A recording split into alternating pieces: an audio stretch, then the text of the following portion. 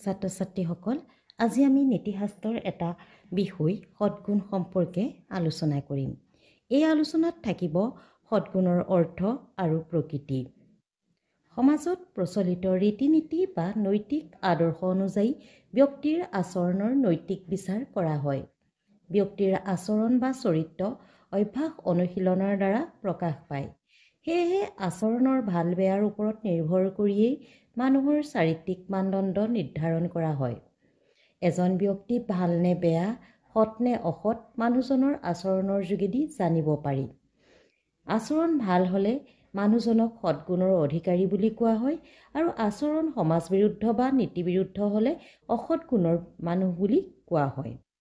প্ৰত্যেক ব্যক্তিৰ মাজতে সদ্গুণ আৰু বদগুণ এই দুইটা গুণেই থাকে। সদ্গুণ সততাৰ লগত জড়িত। বদগুণ বা অসৎ গুণ অসৎ আচৰণৰ লগত জড়িত। ব্যক্তিৰ যিবোৰ আচৰণে নিজৰ লগতে সমাজৰ হানি কৰে তেনে গুণকেই বদগুণ বুলি কোৱা হয়।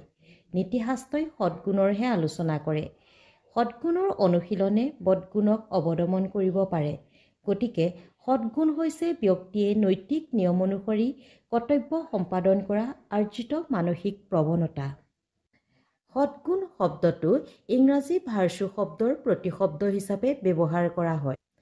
সদ্গুণক পুণ্য বা ধৰ্ম বুলিও কোৱা হয়। ইংৰাজী ভাৰ্চু শব্দটো ভাইচৰ বিপৰীতে ব্যৱহাৰ হয়। ভাৰ্চু শব্দটো কোনোৰ মতে লেটিন ভিৰ বা ভাৰ্চাছ শব্দৰ পৰা আহিছে। ভিৰ বা ভাৰ্চাছৰ অৰ্থ সাহস বা বীৰত্ব। আন কিছুমানে ভাৰ্চু শব্দটো গ্ৰীক এৰেটিৰ পৰা আহিছে বুলি ক'ব বিচাৰে। গ্ৰীক এৰেটিৰ অৰ্থ নৈতিক শ্ৰেষ্ঠতা, বিচক্ষণতা বা উৎকৃষ্টতা। ইয়াক ইংৰাজীত এক্সেলেন্স অফ এনি কাইণ্ড বুলিও কোৱা হয়। গতিকে ভাৰ্চুৰ অৰ্থ হ'ল আচৰণৰ নৈতিক শ্ৰেষ্ঠতা বা উৎকৃষ্টতা। অধ্যাপক মুৰহিদৰ মতে virtue is the quality of character that fits for the discharge of duty. অৰ্থাৎ সদ্গুণ হৈছে কৰ্তাৰ কৰ্তব্যৰ যোগেদি প্ৰকাশ পোৱা চাৰিত্ৰিক গুণ। ই কৰ্তাৰ নৈতিক কৰ্ম কৰাৰ আৰ্জিত মানসিক প্ৰৱণতা বৃদ্ধি কৰে।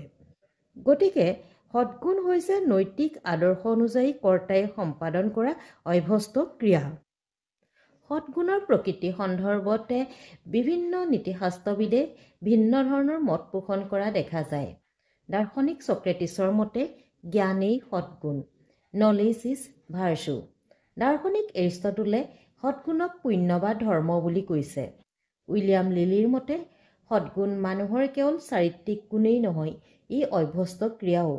লিলিৰ মতে ব্যক্তিৰ নৈতিক কাম কৰাৰ মানসিক প্ৰৱণতাই হৈছে চাৰিত্ৰিক গুণ। আনহাতে মানসিক প্ৰৱণতা অনুযায়ী অভ্যাসবশতঃ কাম কৰাই হৈছে অভ্যস্ত ক্ৰিয়া। ব্যক্তিবিশেষৰ সদ্গুণ পৰিৱেশৰ ওপৰত ভিত্তি কৰি নিৰ্ধাৰণ কৰা হয়।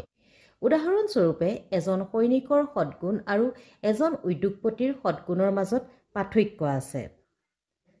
সদ্গুণ ব্যক্তিৰ আৰ্জিত গুণ। ব্যক্তিয়ে অভ্যাসৰ দ্বাৰা সদ্গুণৰ উৎকৰ্ষ সাধন কৰিব পাৰে। সমাজ আৰু সময়ভেদে সদ্গুণৰ পাৰ্থক্য আছে। সময়ৰ পৰিৱৰ্তন আৰু সমাজৰ প্ৰগতিৰ লগে লগে সদ্গুণৰো প্ৰকৃতিৰ পৰিৱৰ্তন ঘটে। সদ্গুণ আৰু কৰ্তব্য একেটা মুদ্ৰাৰ দুটা পিঠি।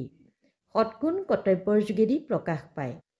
সদ্গুণ চৰিত্ৰৰ আভ্যন্তৰীণ উৎকৰ্ষতা আৰু কৰ্তব্য হ'ল সদ্গুণৰ বাহ্যিক প্ৰকাশ।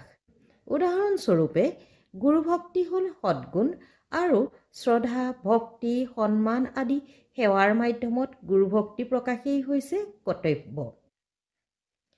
সদ্গুণ কঠোৰ বা দৃঢ় আৰু সৌম্য বা কোমল এই দুয়োটাই হ'ব পাৰে।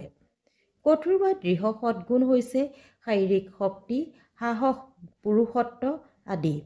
আনহাতে কোমল বা সৌম্য সদ্গুণ হৈছে সহানুভূতি, বদান্যতা, ক্ষমা, নম্ৰতা, ধৈৰ্য আদি। ব্যক্তিয়ে নিজৰ সামাজিক মৰ্যাদা বা প্ৰতিপত্তি অক্ষুণ্ণ ৰাখিবৰ কাৰণেহে কঠোৰ সদ্গুণবিলাকক মূল্য দিয়ে। প্ৰাচীন গ্ৰীক দৰ্শনত ছক্ৰেটিছ, প্লেটো আৰু এৰিষ্টটলকে প্ৰমুখ্য কৰি বহুতো দাৰ্শনিকে সদ্গুণ সম্পৰ্কে স্পষ্টভাৱে আলোচনা কৰিছে। এৰিষ্টটলেই প্ৰথমজন দাৰ্শনিক যিয়ে সদ্গুণক বিজ্ঞানসন্মতভাৱে আলোচনা কৰিছে। গ্ৰীক দাৰ্শনিক ছক্ৰেটিছৰ মতে ভাৰ্চুইছ নলেজ। তেওঁ জ্ঞান আৰু সদ্গুণৰ মাজত কোনো ধৰণৰ পাৰ্থক্য ৰখা নাই। প্লেটোৱে এই মত মানি লৈছে। প্লেটোৰ নীতিতত্ত্বত জ্ঞান, সাহস, মিতাচাৰ আৰু ন্যায় এই 4 প্ৰকাৰৰ মুখ্য সদ্গুণক পোৱা যায়। খ্ৰীষ্ট ধৰ্ম মতে মুখ্য সদ্গুণ 7টা। তেওঁলোকৰ মতে আস্থা বা বিশ্বাস, আশা আৰু প্ৰেম ধৰ্মতাত্ত্বিক সদ্গুণ। আনহাতে বিচক্ষণতা, ধৈৰ্য, সংযম বা মিতাচাৰ, মিতব্যয়িতা আদি ন্যায়পৰায়ণ সদ্গুণ। এৰিষ্টটলে সদ্গুণক অকল জ্ঞান বুলি কোৱা নাই। তেওঁৰ মতে সদ্গুণ জ্ঞান আৰু অভ্যাস দুয়োটাই। ছাত্ৰ ছাত্ৰীসকল, আজি আমি সদ্গুণ সম্পৰ্কে ইমানেই জানিছোঁ। পিছৰ পৰ্যায়ত আমি সদ্গুণৰ নানা ধাৰণাবিলাক আলোচনা কৰাৰ চেষ্টা কৰিম। ধন্যবাদ।